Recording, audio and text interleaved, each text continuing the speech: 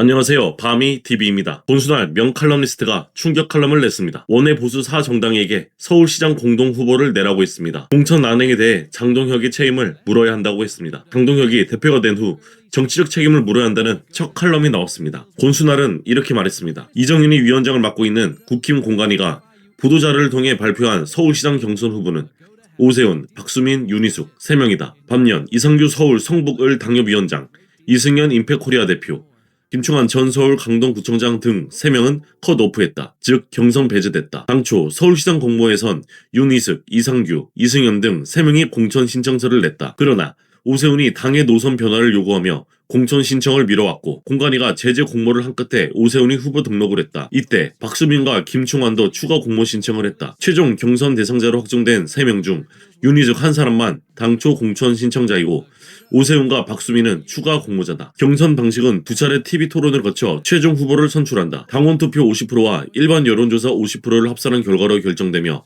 4월 18일 최종 후보를 선출한다. 국힘 공관위는 보도자료에서 이렇게 이야기했다. 이번 결정은 서울시장 후보를 이름보다 실력으로, 경력이 아닌 경쟁으로 가장 준비된 후보를 선출하기 위한 판단이라고 주장했다. 그러면서 시민과 당원의 뜻이 온전히 반영될 수 있도록 향후 치러질 경선을 엄정하고 공정하게 관리해 나갈 것이라고 밝혔다. 그러나 공관위의 경선 후보 3명 결정에 대해 자유우파 성향 당원과 시민들 사이에서는 비판의 목소리가 속출하고 있다. 공관위가 서울시장 경선 후보로 확정해 발표한 오세훈, 박수민, 윤희숙은 행보를 볼 때 자유우파 당원이나 시민들의 정서와는 거리가 멀어도 너무 먼 사람들이라는 공통점을 가지고 있다. 오세훈이 지금까지 어떤 발언을 했고 어떤 행동을 했는지 더 설명할 필요도 없을 것이다. 윤희숙이 지난해 7월 송원석 비대위원장에 의해 국힘 혁신위원장으로 임명돼 어떤 논란과 잡음을 일으켰는지도 기억에 생생하다. 박수민은 한동훈과 상당히 가까운 사이로 알려졌다. 한동훈이 비대위원장 겸 선대위원장으로 공천 정권을 사실상 행사했던 2024년 총선에서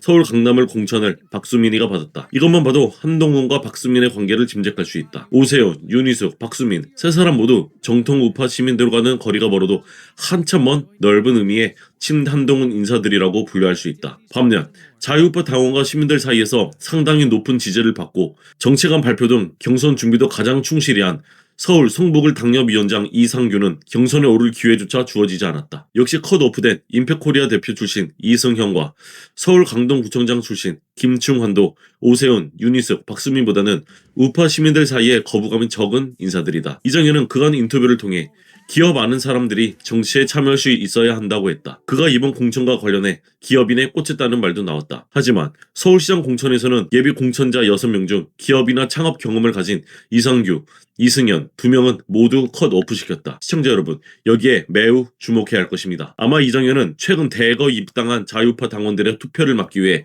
이상규를 컷오프했을 겁니다. 오세훈의 최종 후보 당선을 위해 이런 짓을 했을 것입니다. 이런 짓을 공관위원장 혼자 했을 리가 없을 것입니다. 장동혁과 뒷거래가 있었을 겁니다. 이런 식의 컷오프 장난이 있게 되면 당원들이 100만이든 1000만이든 소용없을 겁니다. 이런 장난이 서울에서만 있겠습니까? 사실이라면 이번 국힘 공천은 추악한 뒷거래입니다. 장동혁, 오세훈, 이정현 이자들은 서로 무엇을 주고받았을까요? 권순할은 계속해 말합니다. 물론 오세훈, 박수민, 윤희숙이 경선 대상자에 포함될 수는 있다. 그러나 이들을 경선 대상자에 포함한다면 이들과 다른 성향의 예비 후보 중 한두 명이라도 경선 후보에 넣는 것이 균형이 맞다. 그래야 오세훈을 위해 후보에 만족하지 못하는 당원과 시민들도 당내 경선이나 본선 투표에 참여할 마음이 생길 것 아닌가. 지금 분위기라면 누가 국힘 서울시장 공천자로 확정돼도 선거 때 이들에 투표하지 않을 우파 시민들이 많을 것이다. 벌써부터 이들 세 사람에 투표하느니 차라리 기권하거나 당락에 관계없이 우파 성향이 뚜렷한 군소 정당이나 무소속 후보에 투표하겠다는 이들이 적지 않다. 국힘 지도부는 그래도 막상 선거 때가 되면 민주당을 견제하기 위해서라도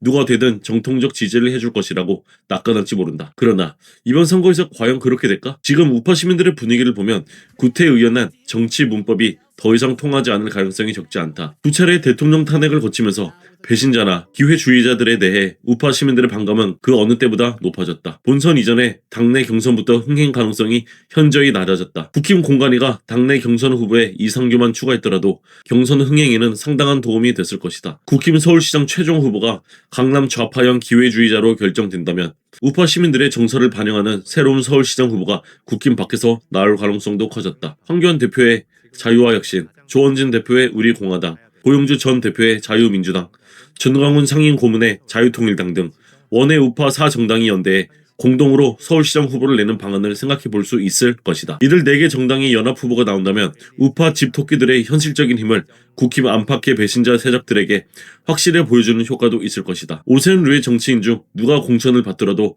서울시장 선거에서 이길 가능성은 낮다. 국힘 공관위는 대한민국 수도인 서울 지역 공천 외에도 충북과 대구 등에서 상식적으로 납득하기 어려운 공천 무리수를 두었다. 충북지사 공천에서 김영환 현 지사를 컷오프하고 친한계 또는 친이준석계로 분류되는 김수민 전 의원의 추가 공모를 받은 데 이어 대구시장 공천과 관련해서는 모든 여론조사에서 압도를 1위로 달리는 이진숙 전 방통위원장을 컷오프시키는 말도 안 되는 공천 전횡을 저질렀다. 충북, 대구, 서울 등 전국 각지에서 잇따라 벌어진 이정현 공관위의 전횡과 관련해 김성회 전 대통령실 비서관은 한동훈의 반란에 이은 이정현의 난이라고 직격탄을 날렸다. 이정현을 공관위원장이 임명한 장동혁 대표의 책임도 묻지 않을 수 없는 상황이다. 이번 지방선거가 끊임없이 이어진 국힘의 내홍과 공천 파동까지 겹치면서 국힘으로서는 어려운 선거가 될 가능성이 높아졌다. 최근 장동혁의 행보는 전당대회에서 그를 지지했던 당원과 자유시민들을 실망시켰다. 장동혁이 자유시민과 당원들이 바라는 결계를 제대로 보여주지 못한다면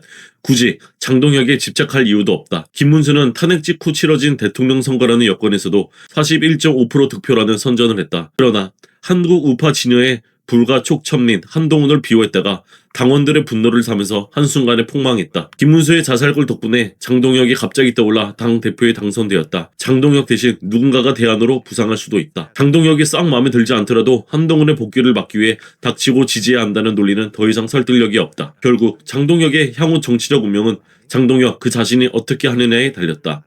이상입니다. 오세훈, 장동혁, 이정현 뒷거래 가능성이 있습니다. 여기저기에 컷오프 뒤에 거래가 있을 수 있다는 의혹이 제기되고 있습니다. 이런 상황에서 컷오프 책임을 물어 이정현을 자를 수 있겠습니까? 또 일각의 장빠들이 닥치고 장을 주장하고 있습니다. 어쨌든 자유우파는 장동혁에 대해 다시 생각해볼 필요가 있다는 의미 있는 칼럼입니다. 밤이 TV였습니다. 감사합니다.